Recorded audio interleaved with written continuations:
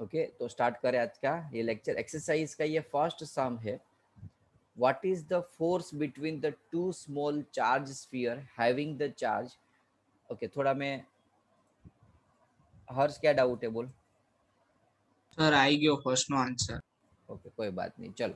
तो what is the force between the two charge. एक charge Q1 है, एक चार्ज है Q2। ओके अब दोनों को हम कितने डिस्टेंस पे रख रहे हैं बच्चों। 30 30 सेंटीमीटर पे। Okay 0.3 metre. तो आपको Q1 Q2 दिया हुआ है।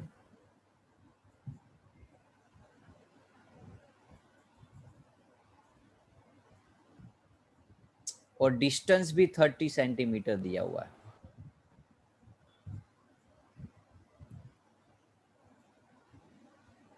तो Q1 Q2 और डिस्टेंस दिया हुआ, आपको फाइंड क्या करना है। देखो बच्चों फोर्स फोर्स। तो फोर्स का फॉर्मूला क्या था।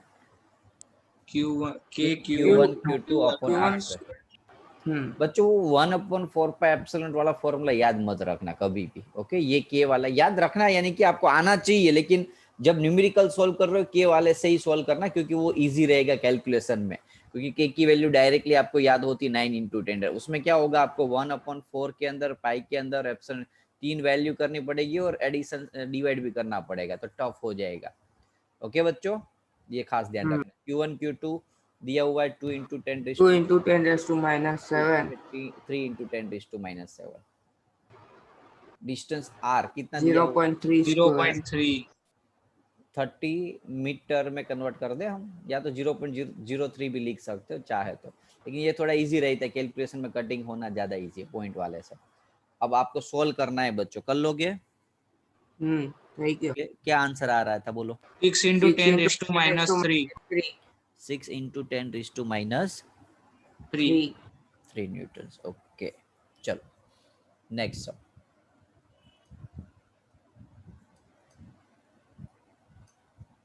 ओके एक दूसरी की इंस्ट्रक्शंस देनी थी। सेकंड नंबर का क्वेश्चन है, electrostatic force on a small sphere of charge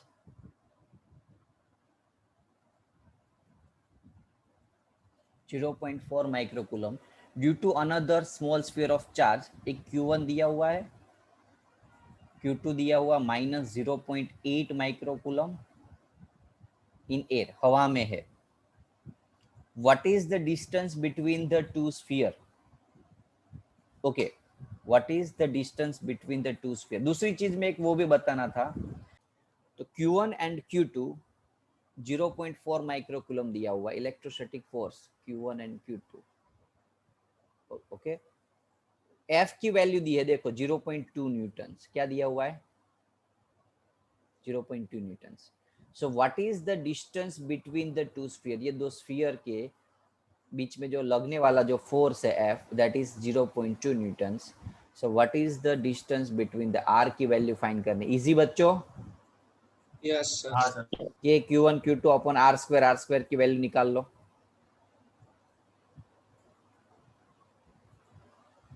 okay के 9 × 10⁻⁹ Q1 Q2 0.4 microcoulomb, Q2 0.8 × 10⁻² microcoulomb. Force कितना दिया हुआ है बच्चों 0.2 न्यूटन।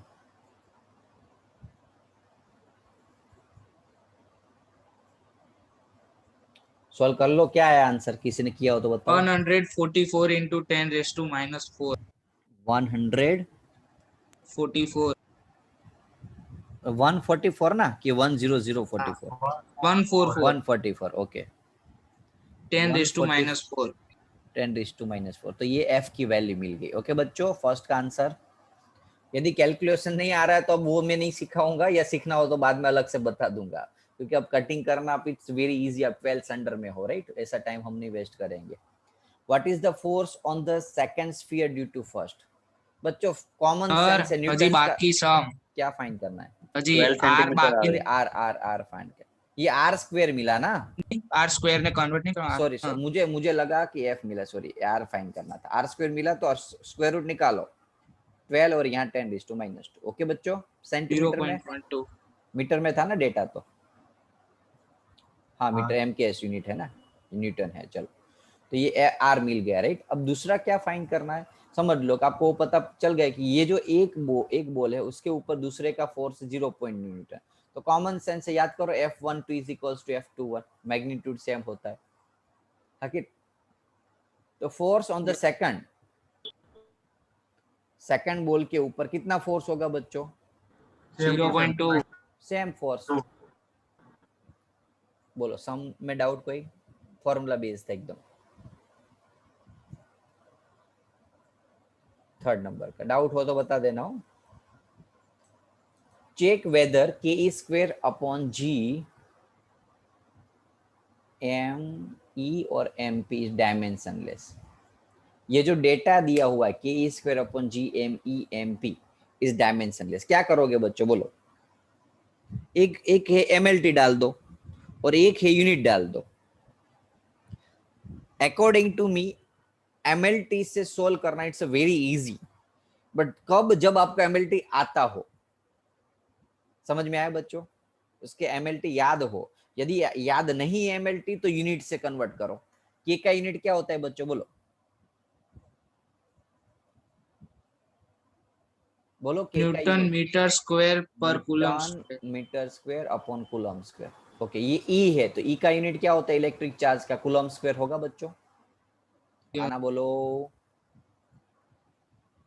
ओके जी, जी का यूनिट क्या होता है? न्यूटन मीटर स्क्वायर पर KG square. Newton metre square upon KG से। कैसे आया ये मैं बता रहा हूँ, साइड में फॉर्मूला लिखने का रीजन ये है। ओके कंफ्यूज मत होना कि सर क्यों लिखा है ऐसा फॉर्मूला। जी का यूनिट मैन बना तो आर स्क्वायर ऊपर चला जाएगा और m1 m2 नीचे आ जाएगा। तो एफ का न्यूटन, इसका मीटर स्क्वायर और m1 m2 जो किलोग्राम है वो नीचे आ जाएगा। तो क्या हो जाएगा बच्चों बोलो? न्यूटन मीटर समझ में आ गया ना अब? Okay yes sir. अब कटिंग करो तो सॉरी अभी यहाँ बाकी था नहीं। KG kg M K G kilogram metre kg square. तो kg square cut, coulomb square cut, newton metre square cut. आ गया जीरो बच्चों एमएलटी? यस यूनिट लेस आ गया है ना? ओके ये प्रूव करना था। दूसरा what is the ratio signify, what is the ratio, यानी कि आपको इस वैल्यू फाइंड करनी है। कि ऐसे एग्जाम में पूछने के चांसेस बहुत कम होते हैं इस टाइप के इजी क्वेश्चंस, लेकिन फिर भी के की वैल्यू क्या होती है? 9 इंटू 10⁻⁹। ई की वैल्यू 1.6 10⁻⁻⁹ 6 into 10⁻⁻⁹ अपॉन में जी की वैल्यू 6.67 0.67 into 10⁻⁻11 11 और mass of electron, mass of proton, electron एक 9131 और मास ऑफ प्रोटॉन 1.6 1.67 10⁻27। into 10⁻⁻. देखो बच्चों ये सारी वैल्यू किलोग्राम में, वो ध्यान रखना। और दूसरी चीज याद भी रखना, क्योंकि ये सारी चीज कहीं ना कहीं कैसे भी कैसे काम आएगी। मैंने लेक्चर्स में भी याद हो तो फर्स्ट लेक्चर्स में बोला था कि ये वैल्यू याद रखने। तो ये सॉल्व करोगे तो आपका फाइनल आंसर आएगा। ओके बच्चों? यस चलो कोई डाउट हो तो बोलो। नो ये आपको पता है ये रेशियो क्या आया? कहाँ कहाँ 2.4 ये क्या डाउट है बेटा? ओम આપણે ગ્રેવિટેશન ફોર્સ ને ઇલેક્ટ્રિક ફોર્સ નો રેશિયો લીધો ને यस एक्चुअली टेक्स्ट बुक में क्या है कि ये दिया हुआ है कि एक रेशियो दिया हुआ है और वो डायमेंशनलेस भी प्रूफ करना था। तो पहले हमने वो यूनिट डाल के यूनिट लेस बताया, उसको डायमेंशनलेस बताया। अब सेकंड क्वेश्चन में क्या पूछा हुआ है कि ये जो रेशियो है उसकी वैल्यू फाइंड करना। अब ये जो रेशियो है किसी और का नहीं है, ये एक्चुअली क्या है ये दोनों का है, क्योंकि डिस्टेंस तो सेम होगा। तो वन टाइप ऑफ कूलम्बिया फोर्स और ग्रेविटेशनल फोर्स का ही ये आंसर आएगा। और याद हो तो हमने ऐसा एक सम एग्जाम्पल में किया था, याद है? दोनों का रेशियो। तो वो वैल्यू यदि याद हो तो आप डायरेक्ट लिख सकते हो, अदरवाइज याद ना हो तो ये कैलकुलेशन करके भी आप लिख लोगे। Any doubts?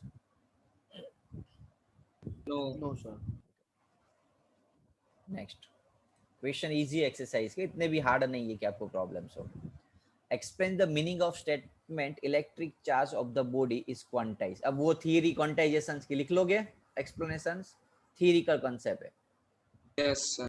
Okay. Second, why can one ignore the quantization of electric charge when dealing with the macroscopic? Macroscopic that means large scale. देखो बच्चों, हम जब ऐसा सोचते हैं ना कि जब एक बॉडी है मेरे पास, एक कॉपर का छोटा सा टुकड़ा है, छोटा सा एकदम, हाथ में आप आराम से पकड़ लो. इस कॉपर के टुकड़े में यदि मैं चार्ज की बात करूं ना, इलेक्ट्रॉन की, तो वो करोड़ों में नहीं, खरवों में होती है. 10⁻28 ऐसी वैल्यू होती है. समझ में आया कि नहीं आगे की वैल्यू? करोड़ों में नहीं, खरवों में होती है वैल्यू, बहुत बड़ी वैल्यू होती है. अब ऐसी बहुत बड़ी वैल्यू को कैलकुलेशन करने के लिए हम उसके नंबर्स को नहीं मैग्नीफाई करेंगे. जैसे कि आपको समझ लो कि like example for construction company चला रहे हो और आपको रेती निकालनी है, रेती.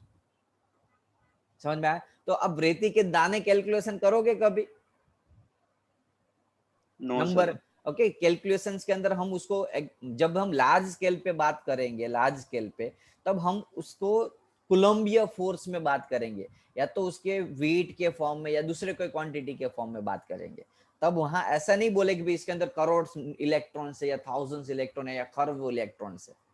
तो क्वांटाइजेशन है वो माइक्रोस्कोपिक लेवल के लिए काम का है. किसके लिए?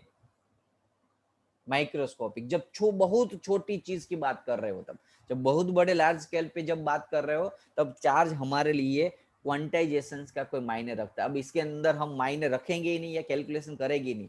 इतने 10-100 किलोग्राम रेती लोगे तो अब रेती के दाने नहीं कैलकुलेशन करने बैठोगे ना. लास्ट टाइम हमने 100 किलोग्राम लिए थे ना, उसमें करोड़ आए थे. इस साल 1 करोड़ के अंदर 2000 कम है. समझ में आया कि नहीं बच्चों? क्वांटाइजेशन क्या कि number. Quantization is the number. तो जब नंबर तब मायने रखता है जब वैल्यू छोटी हो, बहुत बड़ी हो तब वो मायने नहीं रखता. समझ में आ गया बच्चों? तो अब इग्नोर करेंगे ये नंबर्स को बाद में. ओके, तब हम खाली कूलम या चार्ज के फॉर्म में कैलकुलेशन करेंगे. और उसका एग्जैक्ट जो आंसर है ना, आप उसका मैं सॉल्यूशन ऐसा हो तो भेज दूंगा कि वर्ड के अंदर क्या लिखना. मैंने तो एक्सप्लेन किया है, राइट? उसको प्रॉपर वर्ड के थ्रू कैसा लिखना है तो मैं सॉल्यूशंस में पीडीएफ फाइल भेजूंगा, तो अब वो याद रख लेना. ओके बच्चों, मैंने जो समझा है वही चीज, लेकिन थोड़ा ग्रामेटिकल अरेंजमेंट के साथ उसके अंदर एक आंसर लिखा होगा. Okay, yes sir. हाँ सर. 1.5 नंबर का समझे. When a glass rod is rubbed with a silk cloth, charge appears on a both. Similar phenomena is observed with the many other pair of bodies. जब कोई भी चीज को रब करते तो charge appears on the both. दोनों side charge मिलता है. कोई बता सकता है दोनों साइड चार्ज मिलने का रीजन क्या? पहले किसी के अंदर नहीं था, यहाँ भी जीरो था, यहाँ भी जीरो था.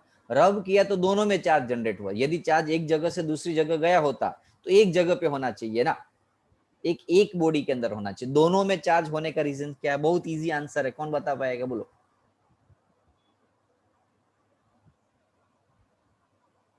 देखो, ચાર્જિંગ બાય ફ્રિક્શન. બંને બાજુ ઘસે બે બાજુ આવશે. બંને બાજુ ઘસ્યું, બંને બાજુ ચાર્જ હશે, પણ બંનેમાં ક્યુ જનરેટ થયો એમ કહું છું. પેલા તો એકેમાં નતો ને, બોડી અલગ અલગ હતી. તો ચાર્જ પેર માં जनरेट થાય यस, ना. चार्ज जो होता है, जो जनरेट होता है, वो ऑलवेज पेयर में होता है. यानी कि जब मैं उसको दोनों को टच कराता हूं, समझ लो पहले सिचुएशन ऐसी थी बिफोर कि भाई दोनों में कोई चार्ज नहीं थे, या तो ऐसे भी समझ सकते कि दोनों में थाउजेंड्स इलेक्ट्रॉन थे और थाउजेंड्स प्रोटॉन थे. समझ में आया? तो यानी कि वन टाइप ऑफ तो कोई चार्ज था ही नहीं, नेट चार्ज तो जीरो था दोनों में. अब मैंने रब किया दोनों को, तो समझ लो ए में से बी में क्या हुआ? चार्ज गया. ए में से बी में चार्ज गया. जो भी पॉजिटिव होगा उसमें से चार्ज जाएगा. तो ए में से बी में चार्ज गया तो ये पॉजिटिव कितने गया? तो समझ लो कि 50 इलेक्ट्रॉन गए. तो यहाँ 100 + 100 - 100 जीरो हो रहा था. अब 50 इलेक्ट्रॉन चले गए माइनस. अब आंसर क्या बचेगा? 50 प्लस ई बचेगा आंसर। देखो 100 प्रोटॉन तो है ही, वो जाने वाले नहीं है दोनों में से। जो गया वो कौन था? इलेक्ट्रॉन। पहले कितना था? 100 था। कितने गए? 25 गए या 50 गया, सॉरी 50। तो यहाँ कितने बचे अब इलेक्ट्रॉन? 50 बचे। और यहाँ कितने? अब यहाँ -100 तो था ही, ये जो इलेक्ट्रॉन था -50 वो यहाँ भी गया। समझ में आ रहा है बच्चों? हाँ कि ना बच्चों? Yes sir. तो क्या हाँ होगा, सर। एक जगह में से दूसरी बॉडी में जब इलेक्ट्रॉन जाएगा तो यहाँ नेट चार्ज मिला आपको +50 इलेक्ट्रॉन, और यहाँ नेट चार्ज 100 तो कट हो रहा है -50, यानी कि दोनों में चार्ज जनरेट हुआ। तो आंसर लिखना हो तो एक ही सेंटेंस में तो ऐसा लिख सकता हूँ, charge always generated in the pair. Okay, charge जो होगा वो ऑलवेज क्या होगा बच्चों? पेयर में जनरेट होगा। अब यहाँ ग्लास रोड की बात की है तो ग्लास रोड क्या होता है वो देखो, ग्लास रोड और सिल्क को जब आप रब करते हो, ग्लास रोड और सिल्क को जब आप रब करते हो तो क्या होता है बच्चों? बोलो कहां से कहां चार्ज जाएगा, इलेक्ट्रॉन कहां जाएगा? बोलो। सिल्क थिन ग्लास में। सिल्क थी ग्लास में, इलेक्ट्रॉन ના ઉલટા જશે ને, ઇલેક્ટ્રોન ગ્લાસ થી સિલ્ક ગ્લાસ થી ગ્લાસમાં ગ્લાસ માંથી પોઝિટિવ ઇલેક્ટ્રોન ચાર્જ શું જશે? આમાં જશે, એટલે આમાં પોઝિટિવ ચાર્જ જનરેટ થશે ને આમાં નેગેટિવ ચાર્જ જનરેટ થશે। ખ્યાલ આવી ગયો? જેટલો ચાર્જ ચેન્જ થશે ને, જેટલો ચાર્જ ચેન્જ થશે, જેમ કે હું એમ કહું કે 25 ઇલેક્ટ્રોન ગયા તો આમાં 25 પોઝિટિવ અને 25 नेगेटिव। ख्याल आई गयो? बनने में मूवमेंट जितना होगा उतना चार्ज जनरेट होगा, क्योंकि charge always pair generated in the pair. कोई डाउट किसी को? आंसर इसका एक ही स्टेटमेंट में लिखना है वो, ये तो जस्ट मैं आपको खाली कंसेप्ट समझा रहा था एक्स्ट्रा। आपको तो खाली एक ही statement, charge generated in pair only. So glass, from the glass rod electron will be goes to silk. So the sir हाँ बोलो। આ ગ્લાસમાં +25 શું કીધું? ગ્લાસ ની અંદર ઇલેક્ટ્રોન ઓછા થઈ ગયા ને એટલે ચાર્જ +25 જનરેટ થયો। અહીંયા મેં 50-50 ની વાત કરી હતી ને, અહીંયા 25 ની વાત કરેલી છે। સમજી લો 50 ઇલેક્ટ્રોન ગયા તો +50 ઇલેક્ટ્રિક ચાર્જ और यहाँ -50 इलेक्ट्रिक चार्ज। क्लियर? ये जो एग्जाम्पल दिया ना मैंने ए और बी का, इलेक्ट्रॉन 50 यहाँ से यहाँ गए तो अब इलेक्ट्रॉन कम हो गए, नेगेटिव चार्ज कम हो गया तो बचा क्या? तो पॉजिटिव चार्ज हो जाएगा। ओके, पहले तो दोनों सेम थे, +100। समझ में आया कि नहीं बच्चों? मैंने आपको एकदम अंदर डिटेल में घुसा रहा हूँ ये टॉपिक के अंदर। यदि फील कर सकते तो it will be very easy for you कि आपको ये टॉपिक समझ में आ जाए।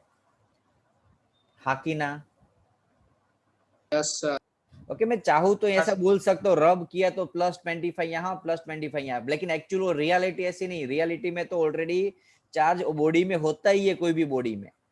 ओके, खाली चार्ज क्या होता है कि एक जगह से दूसरी जगह पे जाता है। यहाँ से 25 इलेक्ट्रॉन इस साइड गए, या 50 इलेक्ट्रॉन की बात कर रहे हैं हम, तो 50 इलेक्ट्रॉन यहाँ से यहाँ गए, यानी कि यहाँ 50 इलेक्ट्रॉन कम हो गए। कम हो गए तो जो जनरेट हुआ वो पॉजिटिव चार्ज बचा। इलेक्ट्रॉन कम हो गए तो पॉजिटिव चार्ज ज्यादा हो गया। इलेक्ट्रॉन नेगेटिव 100 थे तो 50 हो गए, तो +100 -50 तो +50। सेम यही चीज यहाँ -50। ओके, 6 नंबर का देखो। अब आपके एक्चुअल में सम एक्सरसाइज के चालू हुए। ओके, अभी तक बेसिक क्वेश्चंस थे।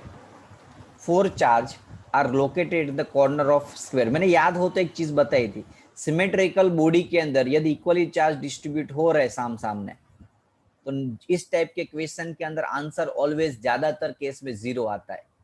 याद है? 2 माइक्रोकूलम, बी पे -5 माइक्रोकूलम, सी पे 2 माइक्रोकूलम और डी पे -5 माइक्रोकूलम। अब हम क्या कर रहे हैं कि what is the force on the charge of 1 microcoulomb placed in the centre of the square. ये स्क्वायर का सेंटर है, इस सेंटर पे ऊपर यदि कोई मैं चार्ज रख देता हूँ, कितना चार्ज रखता हूँ मैं? 1 माइक्रोकूलम चार्ज, तो इसके ऊपर फोर्स कितना लगेगा?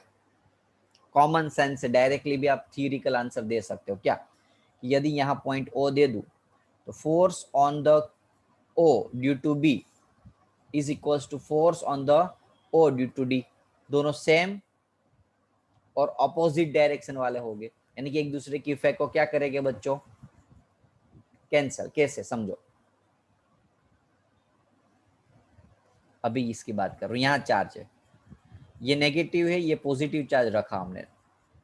बोलो अब डायरेक्शन बोलो बच्चों, फोर्स कहाँ लगेगा, ये बड़ा है ना तो खींचेगे, रिपल्सिव फोर्स होगा, सॉरी अट्रैक्टिव फोर्स होगा। तो इस 1 माइक्रोकूलम को बी क्या करेगा बच्चों, अपनी तरफ खींचेगा, हाँ कि ना, फोर्स लगाएगा। ये दोनों की बात करें। अब ये इसकी बात करो O और D की, तो अब D क्या करेगा, वो भी अपनी तरफ खींचेगा। अब देखो स्क्वायर है तो कॉमन सेंस है कि ये डिस्टेंस सेम होगा R, तो डिस्टेंस सेम है, दोनों का चार्ज भी सेम है, तो लगने वाला फोर्स भी सेम होगा, खाली फर्क है तो दोनों की डायरेक्शन। तो अपोजिट एंड इक्वल डायरेक्शन के फोर्स जो होते हैं उसका नेट फोर्स कितना होता है, 0। सेम यही चीज A और C के साथ होगा, नेट फोर्स 0। तो दोनों केस के ऊपर यहाँ इसके ये इस साइड खींचेगा, उतना इस साइड खींचेगा, ये इस साइड खींचेगा, ये इतनी साइड खींचेगा, तो net force will be 0। Total net force will be 0। ए અને C ડાયરેક્શન માં ખેંચશે થોડી? શું ખેંચે છે બેટા? આ જો 1 માઇક્રોકુલમ નો ચાર્જ છે, સમજે? ઓકે, આ શું છે, 2 માઇક્રોકુલમ નો ચાર્જ છે। હા બોલ। સોરી, બંને પોઝિટિવ, હા સોરી રિપલ્સિવ થશે, સોરી હો, મેં માઇનસ લીધેલું છે। તો એ આન્સરમાં કોઈ ફરક નહીં પડે, રાઈટ? ભલે બંને આ 2 છે ને અને આ 2 माइक्रोकूलम છે। ओके, यहाँ क्या होगा, दोनों के बीच में रिपल्सन होगा, तो ये ऐसे फोर्स लगाएगा, ओके, और ये भी ऐसे फोर्स लगाएगा। सामने वाले फोर्स एक दूसरे के इफेक्ट को कैंसिल कर देंगे। समझ में आया कि नहीं?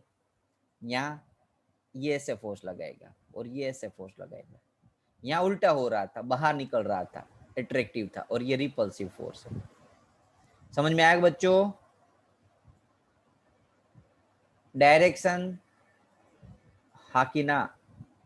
हाँ सर। ओके, ये दोनों के बीच में अट्रैक्शन, ये दोनों के बीच में अट्रैक्शन, ये दोनों के बीच में रिपल्सन, ये दोनों के बीच में रिपल्सन, और इक्वल एंड ऑपोजिट फोर्स एक दूसरे को खींच रहे हैं, जिसकी वजह से नेट फोर्स विल बी 0। आपको कैलकुलेशन करने की कोई जरूरत नहीं, डायरेक्ट स्टेटमेंट में आंसर लिख सकते हो ऐसे। ओके, और यदि 3 मार्क्स का इनकेस पूछ ले 2 मार्क्स का, तो आपको क्या करना होता है, तो वैल्यू सभी डालनी होती। क्या करोगे तब बोलो? 3 मार्क्स का क्वेश्चन पूछे तो force on A due to F, बाद में वो जो के Q1 Q2 वाला फॉर्मूला ना वो डाल देना है। समझ में आया? और डेटा डाल देना है, बाद में लिख देना है कि FOA, सॉरी आप B था ना, तो ये D, FOD, तो ये जो आंसर है वो यहाँ डाल दो वापिस। सेम यही चीज FOC,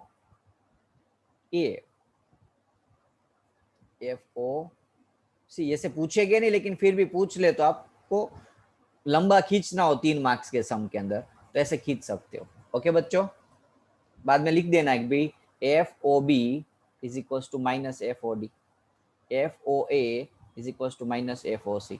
ये सभी का एडिशन करो, चारों चार का, तो नेट फोर्स 0। बोलो अब क्लियर? क्योंकि इक्वल एंड ऑपोजिट है, देखो हाँ कि ना?